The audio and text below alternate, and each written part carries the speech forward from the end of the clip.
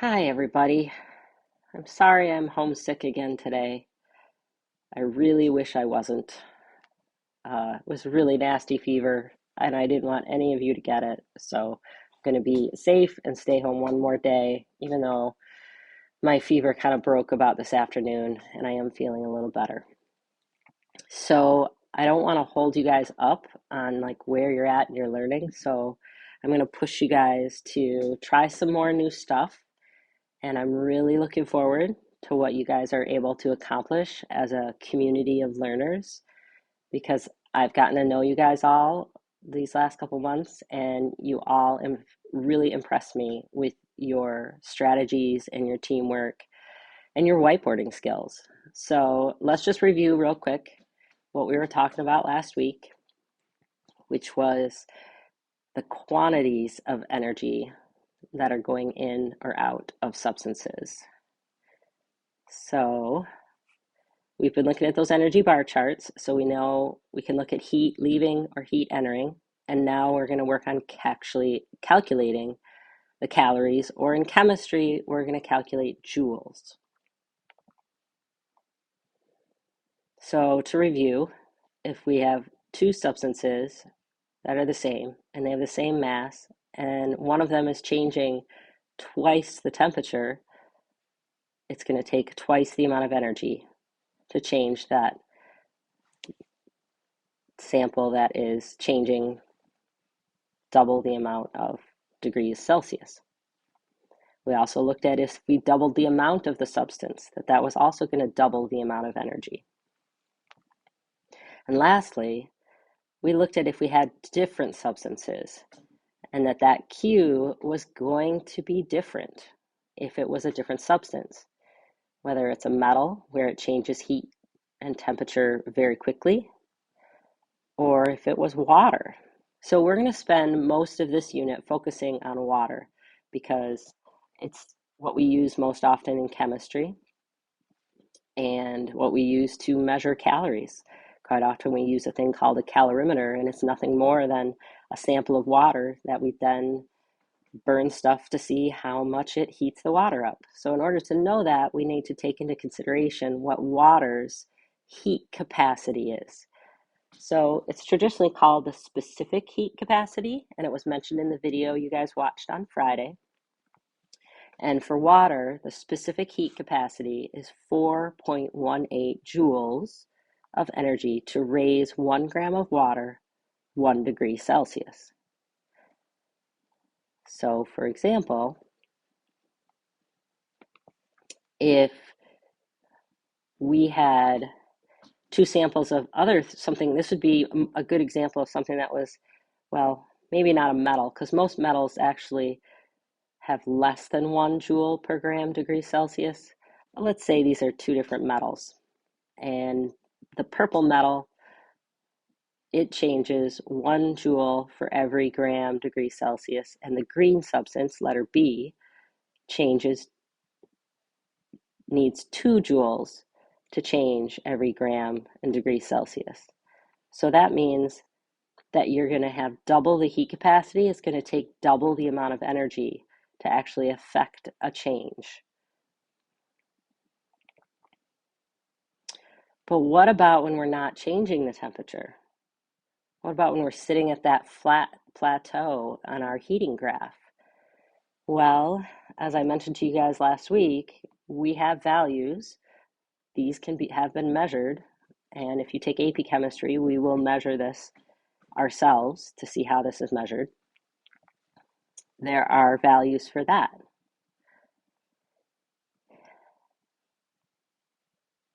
So we don't use the heat capacity. We either use heat of fusion, which is the amount of energy it takes to change 1 gram of a substance from a solid to a liquid, or liquid to a solid.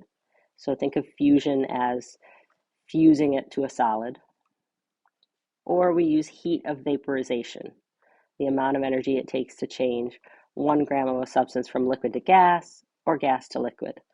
And vaporization makes a little more sense because that's what you're doing. So in your pink packet, you might want to pause the video here if you haven't already gotten your pink packet out. open your pink packet out to that reading where we labeled the heating curve with the phases and the types of energy we knew were changing. We used it as a review. Now we're going to add to it which heat constant we're going to use at each parts of this graph. So when we're at the bottom plateau, we will use that heat of fusion that is specific for whatever the substance is. And like I said, most of the time we're going to be using water. And then when we're on those plateaus where temperature is changing, that's where we'll use the specific heat capacity. And then at the top plateau, that's where we will use the heat of vaporization. So if you want to pause this video and write those in on your graph, those are the heat constants that you're going to be using to do the calculations. So you really would have to break, if you wanted to look at a problem where you melted it and you heated it up and then you started vaporizing it, and maybe you vaporized all of it, like we did with our, or almost did with our icy hot lab, you would have to do 3 separate calculations. And then to know the total energy, you would just add them all together. So in that reading, they will describe these for you, and you can also read. That reading explains everything I'm explaining to you here. But these heat constants that you see here in this slide are also at the top of your next worksheet. And these are useful information that I will always give to you on quizzes and tests. I don't expect you to memorize these numbers, and they will always be labeled like this. So you just need to know how to use them. And so we can figure out a quantity. So for example, suppose during lunch you spilled 3.2 grams of water on a table. If all this water is to evaporate, how much energy did the water absorb from the surroundings? And you could express your answer in kilojoules or joules. For me, I'm fine with either way. So what do we know? We know we have 3.2 grams of water. What else do we know? We're assuming it's liquid because you're sitting at the lunch table. So which heat constant are we going to want to use? We are going to want to use the heat capacity of liquid water, which is 4.18 joules per gram degree Celsius. That's that bottom value. So if we know it's 4.18 joules for each gram degree Celsius,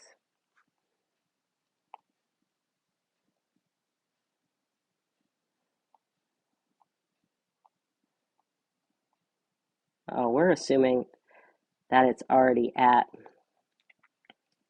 hot enough. We're just looking at vaporizing it. We're not going to look at changing its temperature. So I got to start this video all over again. Or we could just leave that mistake there for you guys to all laugh at. Let's just leave it there. So we're not going to look at whether it's changing temperature or not, because we kind of discussed this last week as well, that it is possible. We talked about when you spill water on your shirt and evaporates off your shirt, it doesn't actually get to temperature of boiling off your shirt. It just evaporates because water is cool like that. It can just do that. At almost any temperature above 0, it can be evaporating. So we could just look at the second number for how much energy goes into vaporizing that water. And that's a pretty big number, 2,260 joules for each gram. So all we need to know is how many grams we have. We have 3.20 grams. We're going to multiply that times 2,260 joules for each gram. And then if we want to express it in kilojoules, we would divide by 1,000 to turn it into kilojoules. If we just wanted to leave it as joules, it would be 7,232 joules. But if we express it in kilojoules, it's 7.23 kilojoules. So hopefully that's enough to get you started to try one. What I'm going to do is share with you in Google Classroom which problems I want each group to try.